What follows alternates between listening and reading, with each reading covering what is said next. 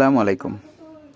আজকে মাস্টার বইয়ের appropriate preposition কিভাবে মনে রাখা যায় তা নিয়ে একটা ভিডিও তৈরি করব। অনেক দিন ধরে ভাবছি যে অ্যাপ্রোপ্রিয়েট প্রিপোজিশনটা কিভাবে আমরা মনে রাখতে পারি। আমি এই মাস্টার বই থেকে অ্যাপ্রোপ্রিয়েট প্রিপোজিশন কয়েকবার পড়ছি এবং এ টু জেড সব শেষ করছি, প্রশ্নগুলো সলভ করছি। তো কি হয়, কিছুদিন পরে আবার মনে থাকে না, ভুলে যাই। যার কারণে আমি কি করছি, প্রথমে আমি অ্যাপ্রোপ্রিয়েট প্রিপোজিশনগুলো সব এ টু জেড মুখস্থ করছি, বাংলা অর্থ সহ। তারপরে আমি কি করছি, এই বড় পেজ নিছি। এই পেজটা আমি দুইটা পেজ মানে জোড়া করছি গাম দিয়ে আটকায়ে। এবং আমি প্রথমে কি করছি, অফ, তারপরে ফর। অফ দেখুন, অফ কতগুলো এই পর্যন্ত। তারপরে আমি কি করছি, ফরের যতগুলো ওয়ার্ড আছে সব এখানে আমি তালিকা করছি। তারপরে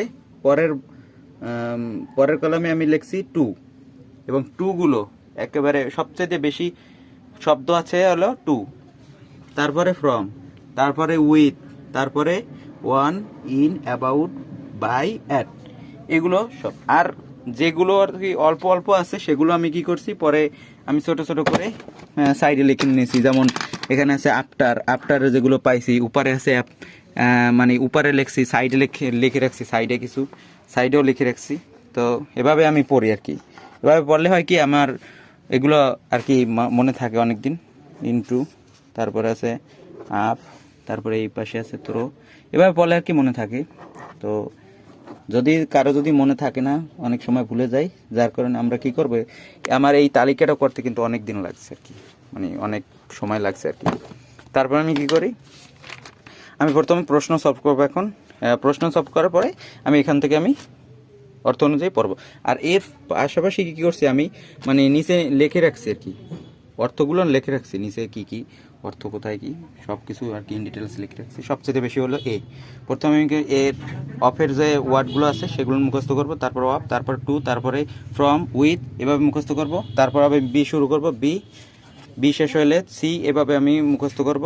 তারপরে এই প্রশ্নগুলো সলভ করব, বাস, ইজি, একেবারে সোজা। অ্যাপ্রোপ্রিয়েট প্রিপোজিশন প্রত্যেক চাকরি পরীক্ষায় 2 থেকে 3টে কমন থাকেই, আর বিসিএসে প্রায় 3-4টা তো থাকবে অবশ্যই। আর যে কোনো চাকরি পরীক্ষায় আপনার 3-4টা অ্যাপ্রোপ্রিয়েট প্রিপোজিশন থাকবে। তো মাস্টার বইতে হিউজ পরিমাণ প্রিপোজিশন, এই হিউজ পরিমাণ প্রিপোজিশনকে আপনি মনে রাখার জন্য এই পদ্ধতিটা, আপনার এই টেকনিকটা অবশ্যই মনে রাখবেন।